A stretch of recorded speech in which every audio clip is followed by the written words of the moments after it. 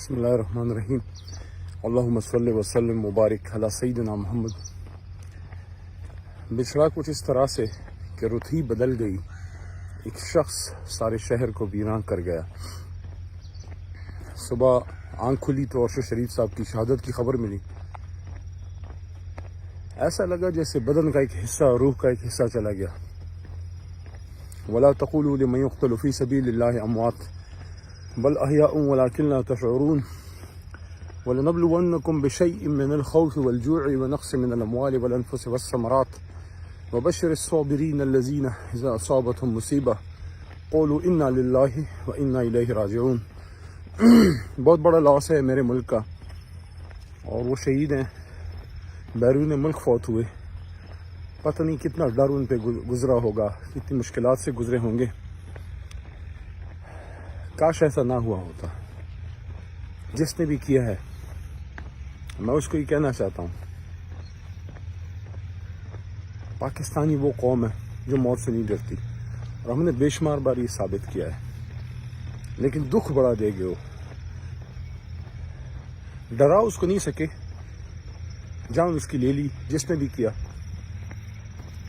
یہ میں کہنا چاہتا ہوں کہ ارشد شریف کی شہادت، ان کی موت، ان کی جیت اور ان تمام لوگوں کی ہار ہے جو پاکستان کو ہارتا ہوا دیکھنا چاہتے ہیں۔ ارشد شریف کی شہادت ان تمام پاکستانیوں کی جیت ہے جو پاکستان کی جیت پہ اپنا سب کچھ نثار کرنا چاہتے ہیں، اور کیا ہے۔ وہ ویژولز ہم کیسے بھول سکتے ہیں؟ میں نے پہلے نہیں دیکھے تھے، آج صبح میں نے دیکھے کہ جب ارشد شریف کو ان کے بھائی کی شہادت پہ جھنڈا پیش کیا جا رہا ہے، اور وہ ویژول بھی ہم نے دیکھا کہ ارشد صاحب ملک سے جانے سے پہلے جب وہ ایک جھنڈا لہرا کے، شاید اسلام آباد ہی تھا وہ، ان کی ماں کی کیا حالت ہوگی جو ایک بیٹے کی شہادت سہ چکی ہیں اور دوسرے بیٹے کی اب ان کو شہید کی لاش کا انتظار ہے۔ ایک تو میں حکومت پاکستان سے پرزور مطالبہ کرتا ہوں کہ سب سے پہلی فرصت میں تو ان کی باڈی کو لایا جائے اور ان کی امی جان کے حوالے کیا جائے۔ دوسرا، اس شہادت کو، اس موت کو، اس سانحے کو ہم نے جسٹ ون اندر ایکسیڈنٹ، جسٹ ون اندر مرڈر اور پھر کھاتا بند ہو جائے، ایسا نہیں کرنا۔ ہم سب نے مرنا ہے، میں نے، آپ نے، ہم سب نے۔ حضرت علی المرتضیٰ رضی اللہ عنہ فرماتے ہیں کہ اس زندگی کی حقیقت اگر یہ ہے کہ اس نے موت پہ ختم ہونا ہے تو سب سے بہترین موت شہادت کی موت ہے، اور اللہ کہتے ہیں کہ شہید مرا نہیں کرتے۔ تو ارشد صاحب، آپ ہمیشہ زندہ رہیں گے۔ ہم تو آپ کو نہیں سن سکتے، لیکن آپ کی روح ہمیں سنے گی۔ اور میرا 9 سال کا پارلیمنٹری ایکسپیرینس ہے۔ میں نے تمام جنرلز کے ساتھ کام کیا، بڑے بڑے نام، حامد میر صاحب، کاشف عباسی صاحب، ندیم ملک صاحب، خواتین جرنلسٹ، مہر صاحبہ، آسمہ شیرازی صاحبہ، اور بہت سے جرنلسٹ۔ کسی سے ہمیں اختلاف ہوگا، کسی کی بات سے ہم متفق ہوں گے، لیکن ان سب بڑے ناموں میں ارشد شریف کو میں نے بڑا مختلف پایا۔ آئی کیپ ہم وے ابو دا ریسٹ۔ ان کا ہوم ورک اور ان کا معیار کام کا اور ان کی محنت اور ان کی ٹیم کی، عدیل راجہ ان کے ساتھ ہوتے تھے، عثمان ہوتے تھے ایئر وائی پہ جب یہ کام کرتے تھے۔ بے شمار دفعہ ان کے پروگرامز پہ میں گیا اور میں نے ان کو سب سے مختلف پایا، اور مجھے وہ آدمی اس دنیا کا آدمی نہیں لگا، سب سے مختلف تھا۔ اچھے لوگ تھوڑے سے مختلف ہوتے ہیں۔ مجھے ان کے بچوں کی فکر ہے، اور صبح سمی ابراہیم صاحب کا سنا کہ جو ان کے بچے ہیں ابھی چھوٹے ہیں، اور ان کی ماں کا۔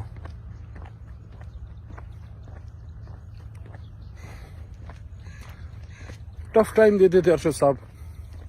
جب ان سے پروگرام ہوتا تھا، کسی اینکر کے پروگرام پہ جانے سے پہلے میں زیادہ سوچتا نہیں تھا۔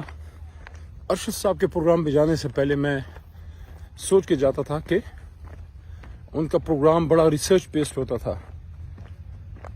ان کے ساتھ سخت پروگرام بھی ہوئے اور ٹف ٹائم بھی دیتے تھے، لیکن احترام کا، محبت کا ایک ایسا رشتہ ہوتا تھا.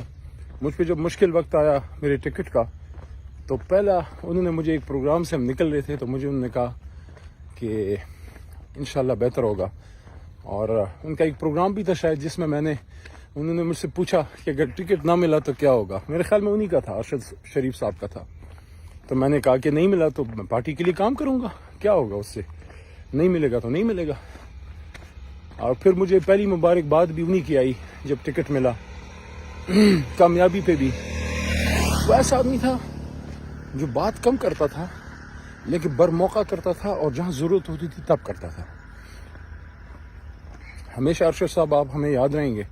اور میں ینگ جرنلسٹ کو یہ کہوں گا کہ اگر آپ نے کوئی اکیڈمی جوائن کرنی ہے، آپ نے جرنلسٹ بننا ہے پاکستان میں، تو آپ ارشد شریف صاحب کو فالو کریں، ان کے پروگرامز دیکھیں، جتنے وہ ریسرچ کرتے تھے، جتنی وہ محنت کرتے تھے. اور انہوں نے اپنا ذاتی تعلق ہر کسی سے، ان کا سلام دعا تھی، لیکن اس لیول پہ کبھی نہیں رکھا کہ وہ سچ بات کہنے سے وہ گھبرائیں یا وہ رشتہ ان کو روکے.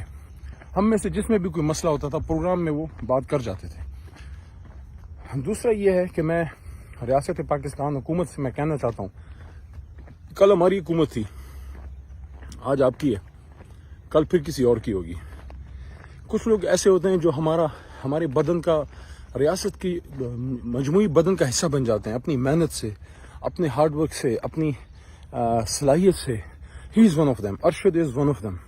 ارشد شریف صاحب کی فوتگی کا، ان کی شہادت کا، ان کی المناک موت کا مجھے ایسی فیل ہوا ہے جیسے کچھ شہادتیں، کچھ فوتگیاں ایسی ہوئیں جیسے پچھلے سال تو شاید ابھی نہیں ہوا،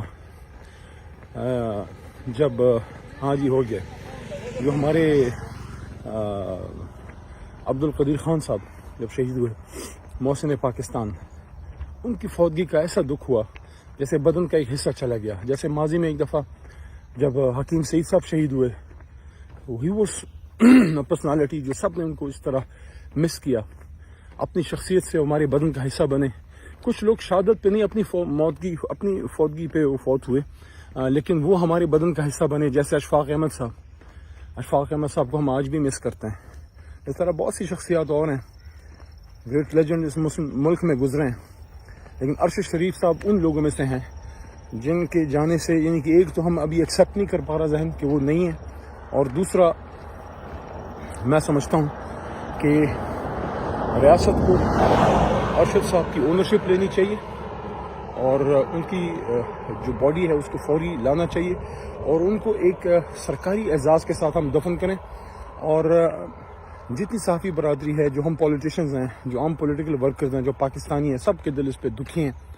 میں سمجھتا ہوں کہ حکومت کو اس دکھ پہ، اس زخم پہ مرہم رکھنا چاہیے، اور ہمیں اس فوتگی کو، اس موت کو، اس شہادت کو بغیر اس کی جانچ کی نہیں جانا چاہیے. بہت سے ہمارے عظیم لوگ ہم سے چلے گئے، بہت سے ہمارے ایسے بیٹے. ہی از ریئلی، میں آنیسٹلی فیل کرتا ہوں Arshad Sharif, the death of Arshad Sharif is a tragedy for Pakistan in a way کہ ایک ایسا صحافی اتنی آسانی سے اور ایسا بہترین انسان نہیں بنتا. وہ اس ملک کے بیٹے تھے، صرف اس ماں کے بیٹے نہیں تھے جنہوں نے ان کو جانا تھا، وہ اس ملک کے بیٹے تھے، ہمارے بھائی تھے، مجھ سے عمر میں تھوڑے سے بڑے تھے، اور ان کے ساتھ ایک اچھا تعلق رہا، ایک پروفیشنل تعلق رہا. اور جس طرح سے انہوں نے کام کیا، میں ان کو سلوٹ پیش کرتا ہوں. خاص کر وہ جس طرح سے پروگرام کے اینڈ میں پاکستان زندہ باد کہتے تھے، کاش ایسا نہ ہوا ہوتا. لیکن ہر کام میں اللہ تعالیٰ کی حکمت ہوتی ہے. پتہ نہیں ہمارے اور کتنے امتحان اس ملک کے ہوں گے، لیکن میں یہ کہنا چاہتا ہوں کہ پاکستانی وہ نیشن ہے جو کبھی حوصلہ نہیں ہارتے. ہم حوصلہ نہیں ہاریں گے، لیکن میں یہ چاہتا ہوں کہ ارشد شریف صاحب انشاءاللہ آپ نے جو قربانیاں دی ہیں اور آپ نے جو معیار سیٹ کیا ہے جرنلزم میں، اس کو ہماری قوم، ہمارے صحافی، آنے والے صحافی، ہماری یوتھ یہ اس کو زندہ رکھیں. اور اس دکھ کی گھڑی میں پوری پاکستانی قوم، میں، میری جماعت، ہر پاکستانی، محب وطن پاکستانی، سب لوگ جو ہیں اس شہادت میں اور اس مشکل وقت میں ان کی امی، ان کی فیملی کے ساتھ جو ہیں، ہم اس دکھ کی گھڑی میں برابر کی شریک ہیں. اللہ ان کی مغفرت فرمائے، اللہ ان کو جوار رحمت میں جگہ دے، اور خاص کر اللہ تعالیٰ ان کی امی جان کو جو ہے وہ صبر دے. اور کچھ ساتھی جو ان سے بہت کلوز تھے، جن کے دل ہم سے بہت زیادہ دکھی ہیں، اللہ ان کو بھی صبر دے.